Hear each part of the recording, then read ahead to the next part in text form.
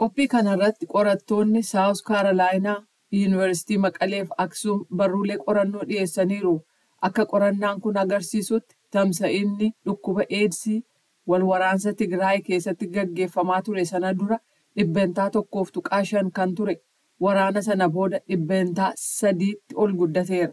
Daarektarri qorannoo Tigraay Dr. Hayyaloom Kaasaay akka ibsanitti ሰማዕትና ምንተ ዕርዮም ከብልዎ በተለይ ሓደ ሓደ ዕሬን ዓበይት መስገእታት ቦታታት ነይረን dhaggeeffattoonni akka gaariitti akka hubataniif waan armaan gadii jechuun barbaada. Bakkeewwan yaaddoo ta'an yookaan hotspot jedhaman tokko jiru. Sadarkaa aanaatti yoo ilaalle bakkeewwan tatamsa'inni eedsiitti hammaate arganna. Tatamsa'inni dhukkuba kanaa 3% yeroo jennu kun sadarkaa Tigraayitti. Garuu bakkeewwan tokkotti tatamsa'inni isaa hammaataa fi rifaasisaa ta'e arganne. Fakkeenyaaf aanaa Raayyaa Azabootti 7%, aanaa Kilitta Awlaaloo fi Haawuzan keessatti 6%, aanaa Booraa Chalanaatti 5.3%, magaalaa Mahoonii keessatti 12.3%. Kun tamsa'ina nama rifachiisudha ka jedhan Dr. Hayyaloom namoota 100 keessaa 12 vaayirasiin HIV dhiiga isaanii keessaa qabu jechuudha jedhan. Tamsa'inni dhibee eedsii kifla katamaa Qadaamaay Wayyaana jedhamu kan magaalaa Maqalee keessatti 6.9%, Shiree Indaasilaaseetti immoo 5.2% ta'uu arguu dandeenyeerra jedhan. Daataa yookaan odeeffannoo walitti qabuuf kan nu kakaase keessumaa wal waraansa sana booda sababaaleen faca'ina eedsii hammeessuu danda'an mul'ataa waan turaniif hanga sadarkaa tokkoo ta'us haa yaalluu deemsa qorannoo duraa jennee jalqabne. Keessumaa kanneen hospitaala Maqalee keessatti qorataman namoota 20 keessaa 5 vaayirasii HIV waliin jiraachuun waan baratame ta'ee argine. Kunis Tigraay keessatti illee haala kanarra adda hin taaneen mallattoo agarsiisu kan addaa ture jedhaniiru. ናይ መጀመሪያው ናትና ድሌት ዝነበረ ኣብ ትግራይ ኩሉ ሕብረተሰብስ ቴስት ክግበር ኣለዎ እዩ። Fedhiin keenya Tigraay keessatti namni hundi bifa duulaan vaayirasii HIV qaama isaanii keessa jiraachuun qoratamuu qaba kan jedhu ture. Hoogganaa biiroo fayyaa Dr. Amaanu'eel waliin ta'uun mootummaa federaalaa waliin marii hedduu taasifneerra.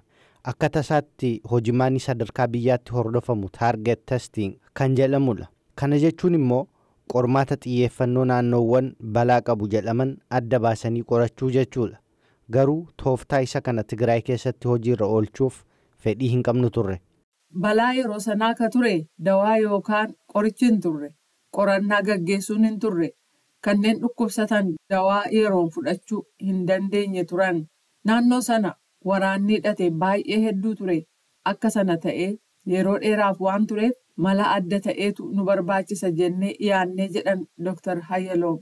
Ministeera Fayyaa Itoophiyaa fi Inistituutii Fayyaa Hawaasa Itoophiyaa waliin wal arginee dubbachuuf beellama qabannee jirras jedhaniiru. Barreeffama qorannoo kanneen dhiyeessan keessaa tokko kan Yuunivarsiitii Maqaleetti barsiistuu fi digirii sadaffaa yookaan PhD barachaa jiran Aadde Kibrat Mahaarii tokkodha. Hundi keenya dirree irratti hojjechuuf baanee turre. Kanaaf dubartoota heeruman gaafannee deebii armaan gadii nuu kennan jedhu Aadde Kibrat. አጋጣሚ ኣነ ዝነበርኩን ሰብ ሓዳር ነይረ ካብኡ ታይልና ና ሰብ ሓዳር ኮይነንስ እውን ታይ ሰርሓ akka tasaa ta'ee dubartoota naannoon an itti ramadame keessa jiran keessaas kan heerumanis jiru.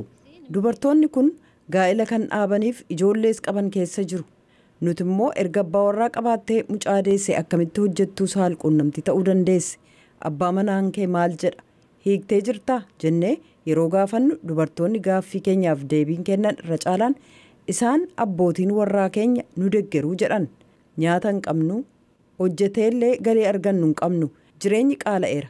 Innumaayyuu ijoollee kan nu eegan abbootii warraa keenya dubartoonni nuun jedhan jiru. Aadde Kibrat Mahaarii akka jedhanitti abbootiin warraa haati warraa isaanii akka hojjetoota saalquunnamtiitti maallaqa fiduuf waliigaluun isaanii baay'ee nama rifaasisaa jedhaniiru. Itti dabaluudhaanis namoota hojjetoota saalquunnamtii ta'an keessaa namoonni gaa'ela qaban akka jiranii fi isaan keessaa 8.7% vaayirasii HIV AIDSiin qabamuu isaanii ibsaniiru. Simpooziyemii idil-addunyaa kan sadarkaa olaanaatti qopheessanii fi dura taa'aa akka ta'an qorataa fi barsiisaan yuunivarsiitii Saawus Kaarolaayinaa Dr. Mulugeetaa Gabra Egzaabeer yaada kennaniin simpooziyemii idil-addunyaa kun rakkoo HIV/AIDS naannoo Tigraay ilaalchisee odeeffannoo guutuu kennuu baatus garuu daataa yookaan odeeffannoo agarsiiftuu ta'e kennuusaaf kan galateeffamudha jedhan. Haa ta'u malee dhimma guddaan maal gochuu qabna ka jedhu ta'a. Kanaafuu karaa ijaarsa dandeettii gama keessaniin sadarkaa itti aanu ceesisuuf karoora qabduu gaaffii jedhuuf Dr. Mulugeetaan ennaa deebisan eeyyee qabxiileen caqafaman dhimmoota baay'ee barbaachisoodha. Deemogiraafiin biyya keenyaa fi as Saawus Kaarolaayinaa kan bakkaan jiru wal fakkaataadha. Kun dandeettii nuti jajjabeessinedha jedhan. Itti fufanis ዓቕሚ ምጥራይ ስልጠናታት ንህብ ኣለና እናኸድና በይነይ ኮንኩን ዝኸይዳችኋል ኣነከድ ከለኹ gama ijaarsa dandeettiin deemnuun leenjii kennaa jirra. Asirratti yeroon deemu qofaa koo hin deemu. Miiltoowwan koo hawaasa yuunivarsiitii keenya keessaa kanneen waliin hojjennu fudheen deemaa jira. Fakkeenyaaf yeroo ayyaana Faasikaa barataan koo PhD fi waahilli koo kan hojii Dr. Korte sana malees yoo qophii tokko goone Dr. Eric Maayisiinar waliin deemuuf carraa qabna. Qooda fudhattoota turan keessaa tokko ka ta'an bakka bu'aan garee aadaa Tigraay obbo Garee Matta'aabii ta'e. Garee aadaa kun magaalota adda addaa keessatti hojii dadammaqsuu eegaluusaa eeruun isaanii ni yaadatama. Qorattoonni kunneen akka ibsanitti Itoophiyaa keessatti tamsa'inni HIV/AIDS dhibbentaa tokko gadi 0.9 ta'uu ibsaniiru.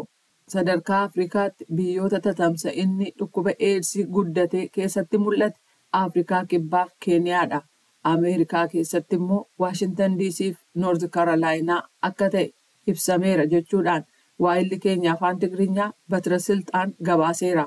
Kanumaan qophii fayyaa har'aaf jedhe xumure an Jaallannee Gammadaati. Nagaan.